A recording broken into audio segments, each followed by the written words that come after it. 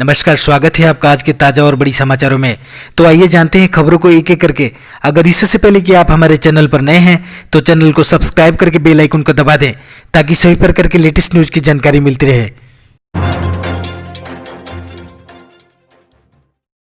Hathras case में police के साथ रात में जाने से पीड़ित परिवार का इनकार। अब सुबह होंगे लखनऊ के लिए रवाना। जी हां, आपको बता दें कि हाथरस के पीड़ित परिवार ने सुरक्षा कारणों का हवाला देते हुए पुलिस के साथ रात के वक्त लखनऊ जाने से इनकार कर दिया है। बता दें कि सोमवार को हाईकोर्ट में हाथरस मामले की सुनवाई है।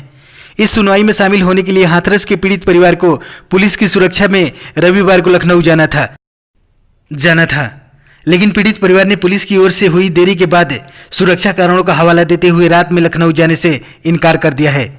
ताजा जानकारी के मुताबिक पीड़ित परिवार अब सोमवार को पुलिस अभिरक्षा में लखनऊ के लिए रवाना होगा। जानकारी के मुताबिक सोमवार को 5 से 5:30 बजे के बीच पीड़ित परिवार मजिस्ट्रेट और सीईओ के साथ लखनऊ के लिए निकलेंगे। पीड़िता के परिवार के जो सदस्य लखनऊ जा रहे हैं उनमें पीड़िता के दोनों भाई, पिता, माता और भाभी शामिल हैं। सोमवार को हाईकोर्ट की लखनऊ खंडपीठ में सुनवाई के दौरान सभी सदस्य मौजूद होंगे। यूपी पुलिस और प्रशासन की टीम इन्हें कड़ी सुरक्षा में लखनऊ लेकर जाएगी। पुलिस की इस टीम में 2 सीनियर अधिकारी, एक सीईओ और एक मजिस्ट्रेट शामिल हैं। आ गई किराए के आवास वाली नई स्कीम। प्रवासी मजदूरों के लिए 50,000 घर बनाएगी तेल कंपनियां। जी हां, आपको बता दें कि कोरोना संकट के बीच एक राज्य से दूसरे राज्य में काम की तलाश में पहुंचे प्रवासी मजदूर वापस अपने शहर लौट गए। इसके बाद प्रवासी मजदूरों की सुविधाओं को लेकर मंथन शुरू हुआ। इसी कड़ी में केंद्र सरकार ने सार्वजनिक क्षेत्र की तेल कंपनियों को प्रवासी मजदूरों के लिए 50,000 मकान बनाने का निर्देश दिया है। पेट्रोलियम मंत्रालय ने Indian oil corporation, Hindustan petroleum corporation limited, Bharat petroleum corporation limited, GAIL India limited और ओएनजीसी को अपनी जमीनों पर प्रवासी मजदूरों के लिए घर बनाने को कहा है। पेट्रोलियम मंत्री धर्मेंद्र प्रधान की अध्यक्षता में हाल ही में हुई एक बैठक में उन्होंने कंपनियों को आवासीय इकाइयों के लिए जल्द से जल्द योजना बनाने को कहा। मंत्रालय से निर्देश मिलने के बाद कंपनियों ने अपने प्रतिष्ठानों के आसपास प्रवासी मजदूरों के लिए मकान बनाने लायक जमीनों की तलाश तेज कर दी है। बता दें कि प्रवासी मजदूर इन मकानों में बहुत कम किराया देकर रह सकेंगे।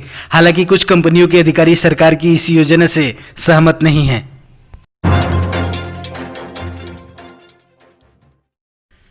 महासंकट में बिजली वितरण कंपनियां।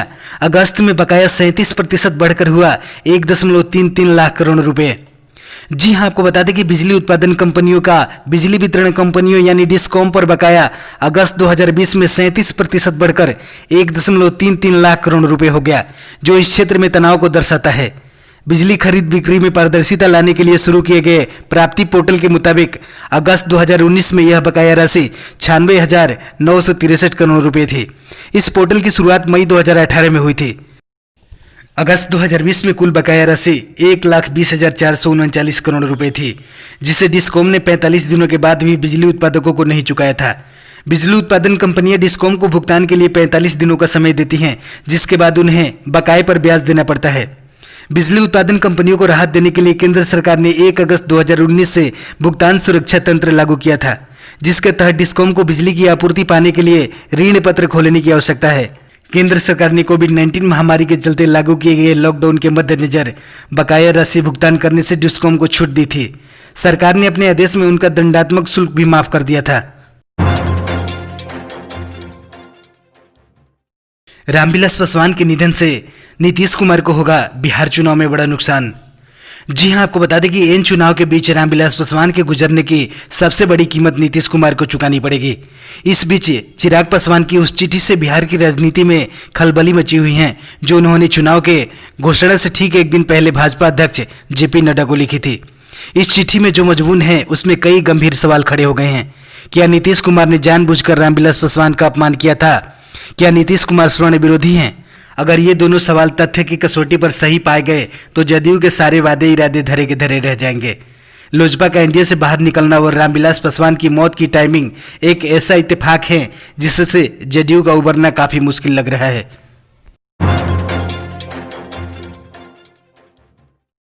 गोल्ड का भंडार कम होना भारतीय अर्थव्यवस्था के लिए बुरे संकेत। जी हां, आपको बता दें कि सोना हमेशा से किसी अर्थव्यवस्था की मजबूती का आधार होता है।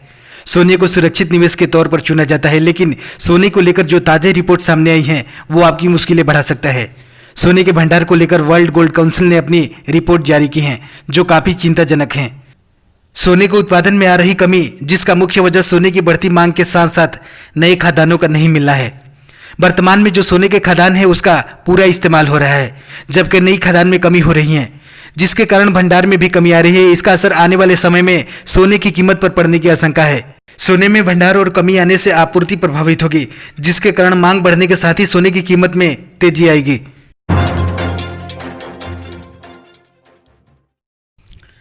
भारत में कोरोना के मामले 70 लाख के पार, 24 घंटे में 74,383 नए केस। जी हां, आपको बता दें कि भारत समेत दुनिया भर के 180 से ज्यादा देशों में कोरोना वायरस का खौफ देखने को मिल रहा है। अभी तक 3.71 करोड़ से ज्यादा लोग इस संक्रमण की चपेट में आ चुके हैं। यह वायरस 10.72 लाख से ज्यादा संक्रमितों की जिंदगी छीन चुका है। भारत में हर रोज कोविड-19 के मामले बढ़ रहे हैं। संक्रमितों की संख्या 70 लाख के पार हो गई है। स्वास्थ्य मंत्रालय की ओर से जारी किए गए ताजा आंकड़ों के अनुसार भारत में संक्रमितों की संख्या 70,53,806 हो गई है। पिछले 24 घंटों में कोरोना के 74,383 नए मामले सामने आए हैं। बीते 24 घंटों में 89,154 मरीज ठीक हुए हैं। इस दौरान देश में 918 कोरोना संक्रमितों की मौत हुई है। अब तक कुल 60,77,976 मरीज ठीक हो चुके हैं। 1,08,334 लोगों की जान गई हैं। वहीं रिकवरी रेट की बात करें तो यह मामूली बढ़त के बाद 86.16% पर पहुंच गया है।